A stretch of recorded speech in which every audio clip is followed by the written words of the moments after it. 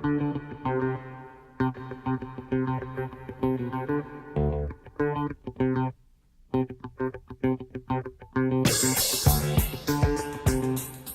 approval of date, charter school.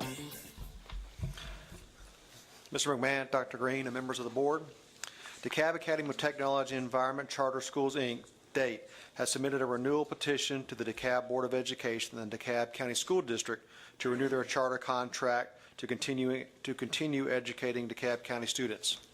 DATE opened its doors as a DeKalb County charter school in the fall of 2005. During this 10-year history, it has had its charter renewed 3 times. The school has expanded from a K-7 school serving 175 students to a K-8 school serving nearly 750 students. The school expects to grow to its target enrollment of 771 students by as early as the 2016-2017 school year. While adding to its student enrollment, DATE has continued to be in demand and has maintained a long waiting list each year. Even with 743 students enrolled for this fall, DATE has still has over 300 students on its waiting list and maintains a waiting list in each grade. DATE's innovation is a dual enrollment and technology focus. This has had its own curriculum that has been developed over the past 10 years by its staff, community partners, and a number of external and internal educational experts. The curriculum carefully infuses both technology and environmental concerns throughout all subject matters. Not only does the school curriculum meet all state and local curriculum standards and include technology and environment concerns, it does all of that seamlessly and in a way that demonstrates the interconnectedness of the core academic subjects and technology and a concern for the effects of technology at the local and global environment. With that being said, it is requested that the Board of Education approve a charter for the DeKalb Academy of Technology and the Environment Charter School, Inc., subject to required changes to the submitted petition. Any discussion, please?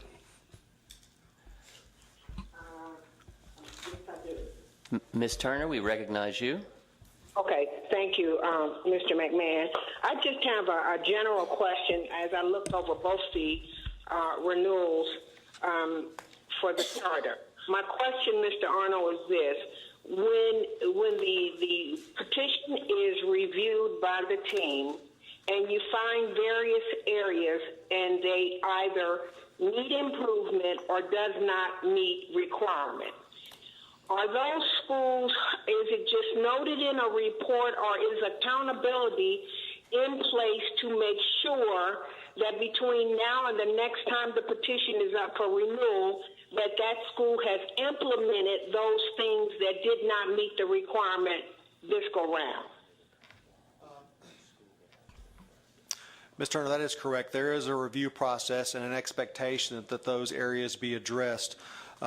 There are some areas that in not only in the first review but in the second review are requested for further examination by the petitioners with the expectation that they will clarify those, but those areas are not substantive enough to prevent the district from recommending the charter be approved. I'm sorry, that was all French to me. We had something happen and we picked up a lot of static. I'm sorry, I'll repeat it again. That is true. You are correct in that the expectation is for the petitioner to make corrections to the petition where there are areas that they may need to make improvements upon based on the reviewer's comments. This occurs, of course, in the first review as well as in the second review.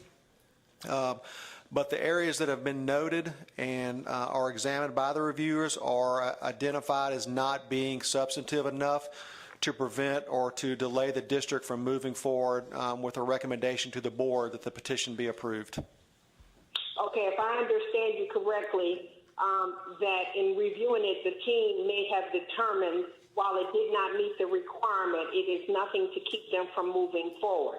Now, is there, I'm sure we have the historicals, if these same areas present themselves on every few years for the petition to come up, is there any kind of discussion with the school about that area? That would of course be an ongoing discussion. The expectation is that those areas are not just left uncorrected. I mean, we're monitoring what we expect to see as far as the petition is concerned, as well as the performance and work with the students that they serve. So this is an ongoing issue where we have periodic reviews and visits to the school. We stay in the charter office stays in communication with the school and the community and parents to make sure that they're being served properly. And to your point, to make sure that those areas where there may be areas of concern, there may be points that need to be addressed, that those areas are addressed and they're improved upon, because that's the expectation for any petitioner that's serving the district students. I just want to ensure, I'll bring it up as a point for we want these schools to succeed and to continue with sustainable programs.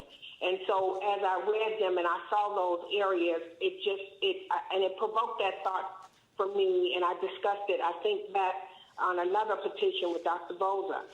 What are we doing? And you've just said something that's key. You make those visits to the school.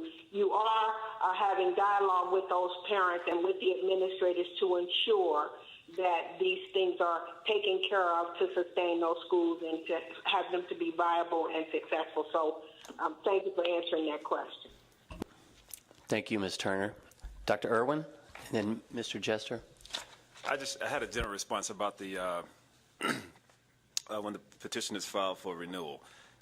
And, well, general question. Does it bother you? Because it bothers me when I see on here that they've done this a couple times, but you still get sections on here that says non-responsive. Can you explain that to me? Or maybe you can't explain it. Maybe I should be asking the people who put the renewal in, but it just amazes me that they know they have to do this, and then they come up with either not putting the questions in subsequent boxes like they should, non-responsive to other issues until they get your review back and they fill in the missing data. It's not uncommon. You know, in previous reviews of all charter petitions, we see varying levels of responses and understanding of what's being sought for in the questions. That's why we typically go through a second review process. Even then, we still find that that perhaps, and this speaks to a larger point, that perhaps, you know, the district needs to examine its review process to make sure that they are being clear with petitioners and make sure that the expectation is that that they understand what the expectation is as far as responding to the questions, and that extends to an additional response of how we're going about kind of looking at our 2016 charter petition process. But you are correct that you get varying levels of responses from these petitioners on these questions. And I understand that, and I just want to give you an example, and I think I could answer this question without having to go back and wait for you to review it, is why do you want a charter? That seems to be a fundamental question, but it says on here non-responsive. Until you came back with the review. These are people that we're trusting to educate our kids, they can answer one question. Not saying that's detracting from what they do, but it just kind of bothers me, I guess. So. Well, good question. Mr. Jester. Well, what I would say to that is we're not forcing people to go to this school, and annually we review their financial viability and academic achievement success. And if they were falling below in any of these things, we could come back and look at why. And it might be because they don't know why they want a charter, or who knows. But personally, I'm more concerned about, are they financially viable? Are their scores good? And I think the fact that there's a 300-person waiting list tells me that those parents are paying attention and they want to go into those schools. I mean, what's the waiting list to get into McNair Elementary? It's not 300 kids. The parents know where they want to send their kids. So generically speaking, what are we doing to reduce that waiting list, and that this school is providing a need that is needed around the county? And I would like to see the waiting list for all charter schools going down such that it reflects that we're giving the services that the parents need. Is that something you need to think about? Or? Yeah, I don't think we've had the discussion necessarily what we plan to do with regard to reducing the scope or size of the waiting list at this point. But we can have that discussion. One thing that could be done would just be finding out why it is they're going to these schools and provide that somewhere else. And if it's too specific, then maybe we could somehow figure out a way to multiply that school or somehow provide that service that the parents want, especially if they're achieving the academic success that we want them to achieve and they're financially viable. Then I think at that point in time we can say we need to look at something along those lines. And yeah, that was it. Thank you. Dr. Morley, then Mr. Orson, and then Dr. Irwin. Dr. Irwin, that was a really, really good question, and I do agree. Why do we want someone who doesn't seem to be able to answer a simple question, get done what needs to be done? Mr. Jesser, I just cringed when you said no one is on a waiting list to go into McNair Elementary. They're probably not. If you're going to not have equity and children are not treated the same way, they don't have the same thing, they're not a Fern Bank, they're not some of the others, would you be on a waiting list? And we know what needs to be done. If we can take and parcel out and treat all schools the same, make the buildings look the same, bring in the same people, give them the same kind of equipment. I remember when I first came on the board and went to Towers, you had the big back screens for the computers. They weren't in any other schools, so when we can make the North and the South be equal, when we can make sure that we're offering the same thing, then there will be a waiting list. As a matter of fact, there should be a waiting list for every school. Every child should want to go to every school. Every parent should want their children in every school. But until we begin to see and bring some parity and begin to see that all children should be treated equally and with equality, that we've been past Brown versus the Board of Education at Topeka, which has never really taken place, then we're not going to have waiting lists on schools. And we know why people don't take their children to one school or another, because if a school is seen as inferior, the word gets out and they're not given the same supplies and the same things that another school is being given, then they're going to want to go somewhere else. But I do agree that, charter should make the difference. If the school is not a charter school, a school still should be up to par. If we're going to put, again, you either invest now or you're going to pay dearly later. All schools should be treated the same, whether they're charter or not. There should be no more attention paid to one because it's a charter and less paid to one because it's not a charter.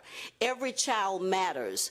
And until we see that and see that it's important, then we're going to have people not wanting to take their children to a certain school. They're going to flee from one area and go to another. I get that all the time because our parents believe that there are inferior schools. So it comes down to what are we doing to be able to show them that we are not going to have inferior schools. There should not be any. And there's some questions I have when we get to some of the buildings.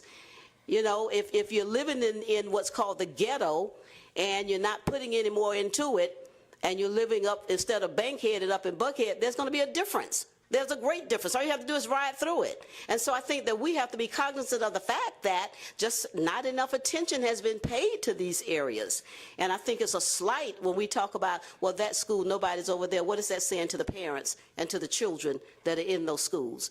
Every child is capable of learning, and I believe every child can learn, no matter where they are, who they are, where the parents come from, what they have and what they don't have. And I think as we have to begin to look at what is our perception of children and people who don't look the same and live in the same areas.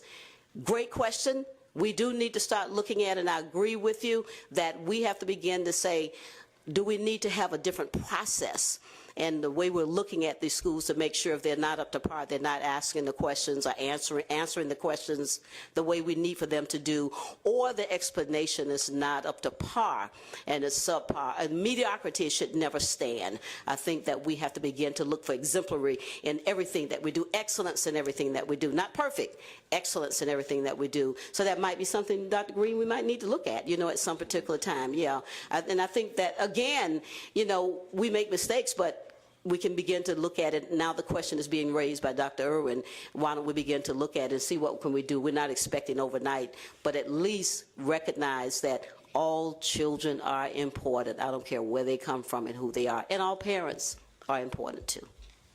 I think it suffices to say that the Charter School Office has been, not only are we looking at externally at the caliber of applicants and petitioners that are coming in, and but we're looking at ourselves, and that office is under reconstruction as we speak. So as you said, Dr. Moore, give us a little time.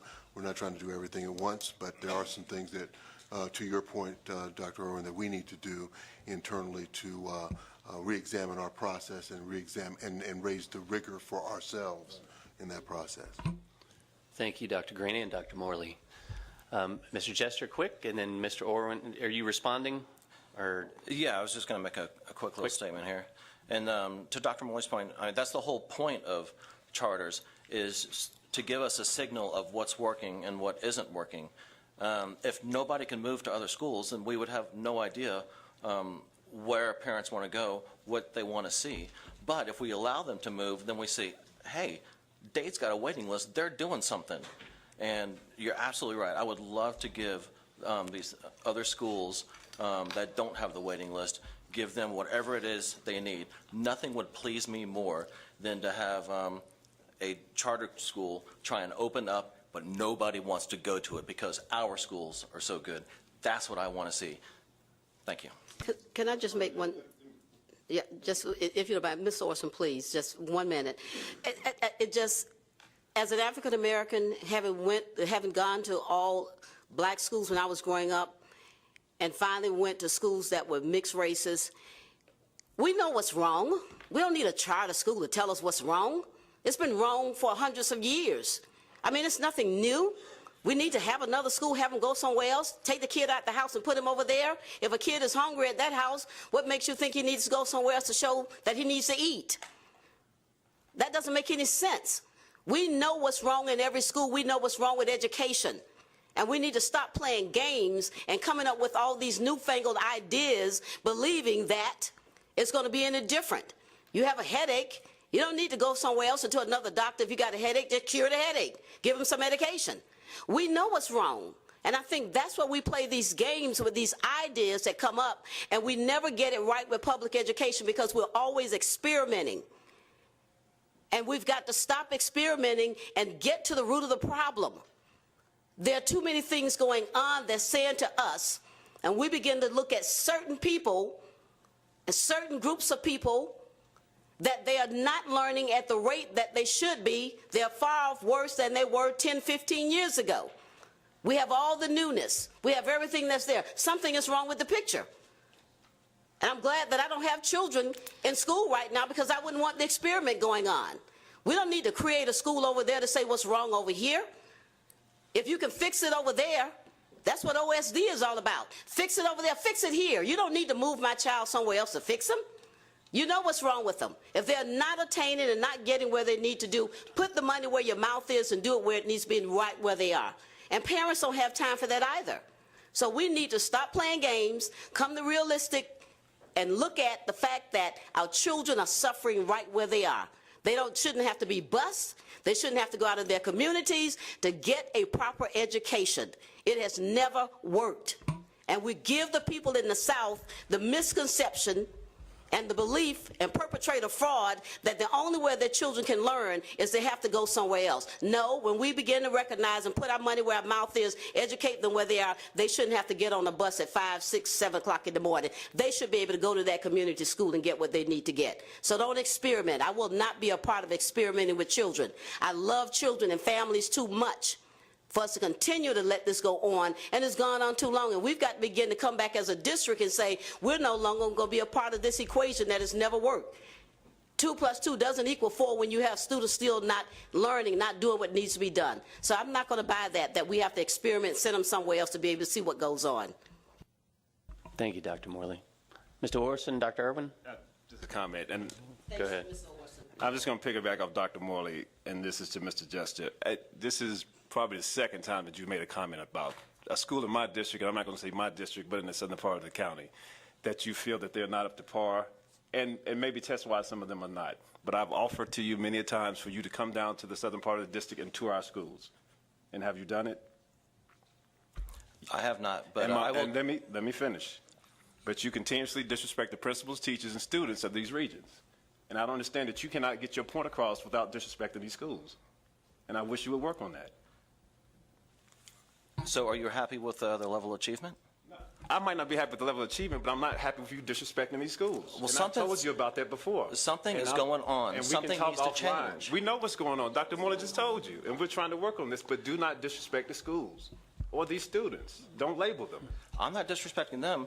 I'm saying that there's something that we need to do, something that we need to change. We'll find a better way to say it. All right, y'all. The schools are failing. I don't know what to tell you. Mr. Orson? Short comment? Ready to jump in? Go. Well, this is the last comment. Well, a couple of comments. First about the actual thing we're talking about and the process related to it.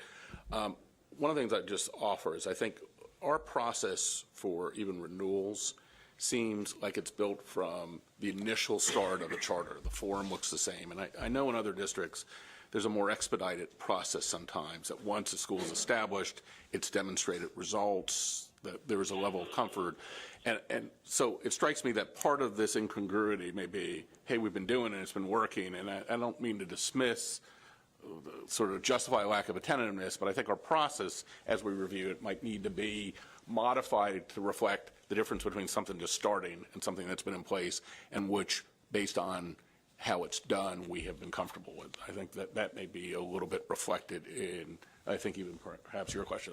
They started the charter, they had a purpose, maybe they could have just regurgitated, but that may not also serve us. And I think implicit in that, you know, is the notion of something's working, we may want it to continue, and there's a little tension in here because the notion that charters offer some alternatives, but once they're sort of grounded and in place, they're part of the status quo, which seems kind of counterintuitive to a charter to a certain extent, because now it's part of the fabric. And that's just, I think, just a suggestion in as we go through to figure out how to perhaps refine the process to reflect that what we ultimately want to do in any of our schools is get results that we feel are commensurate with what our students deserve and what we are responsible for doing.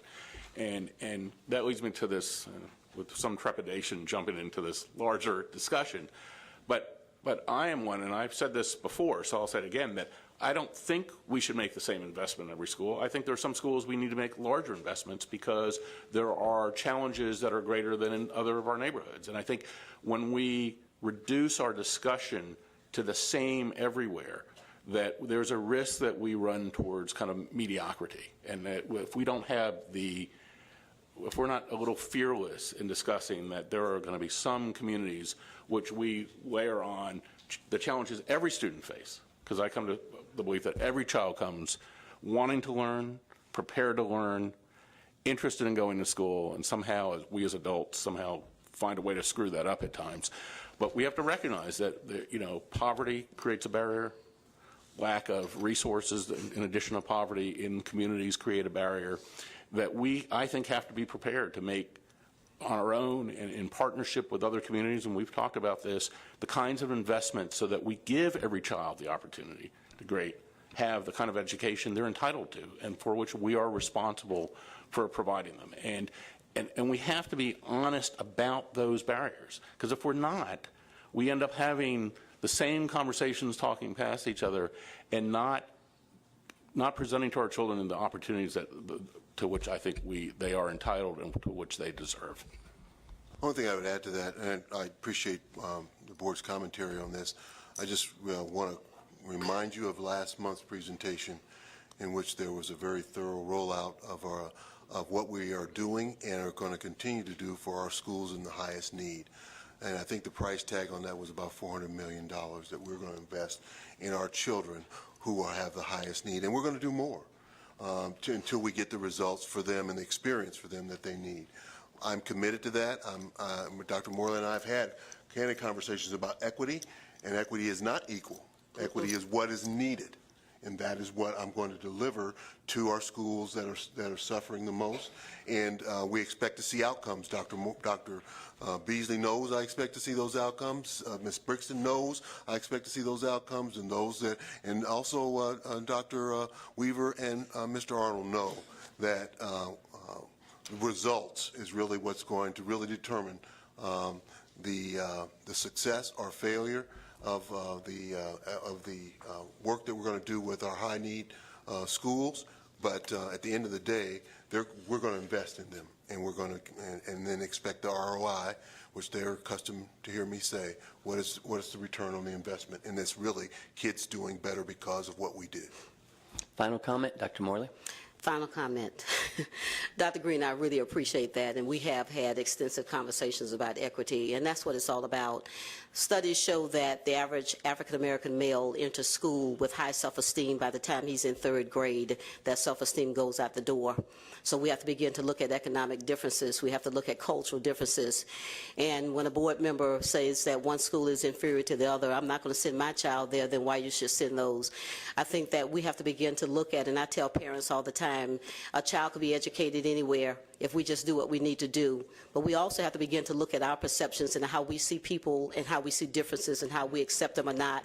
Even if we don't accept them, we need to respect them and begin to say that we're going to do whatever needs to be done. This district is charged with a very, very paramount job to be able to educate children who are different.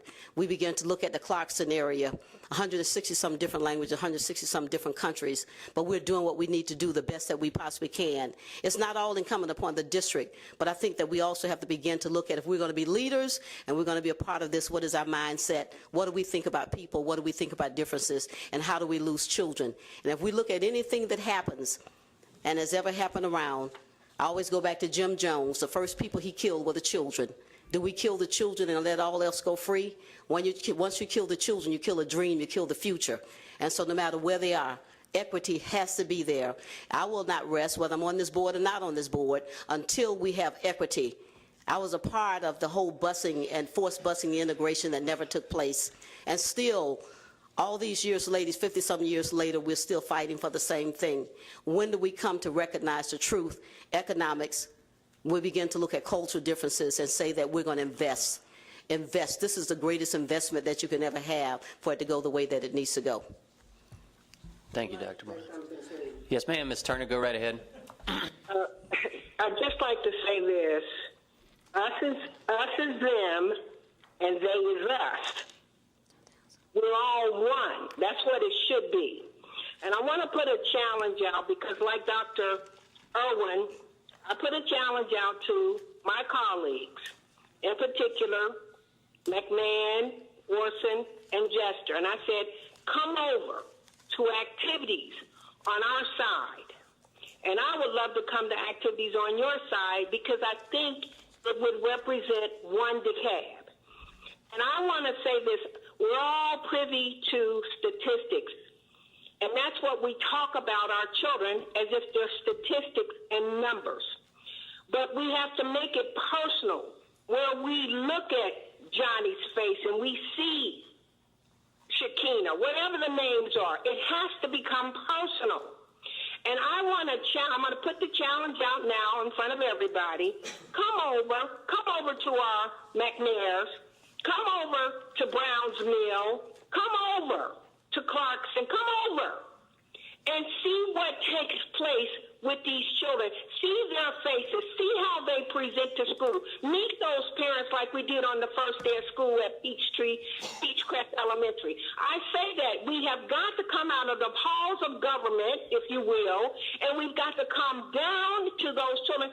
I believe I read somewhere we become all things to all men, women, and children. And so I believe that they want to know that Mr. Jester, Mr. McMahon, Dr. Irwin, Dr. Morley, that there are children. There are children. They may have been birthed by someone else, but if we fail them, we have failed our own.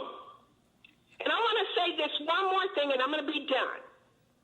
Mr. Jester, I commend you for saying, we want to find out what the charter schools are doing it, and I'll be more than happy to give them. I give it to those schools. Well, I'm going to challenge you. Give us your child. Give us your child. Because as long as your children are over there being privy to a different kind of education, it removes you from what is going on over on the South Side. And as I've said to Dr. Green and to many, we have got to make sure it's equitable across the board. And we got to stop talking about it and let's just do it. Us is them and they is us. So when we say something about the McNairs, or when we say something about those schools, it's us. Thank you. Thank you, Ms. Turner. Any other discussion? Hearing none, are there any objections to adding this item to tonight's consent agenda? Date. One objection. Okay.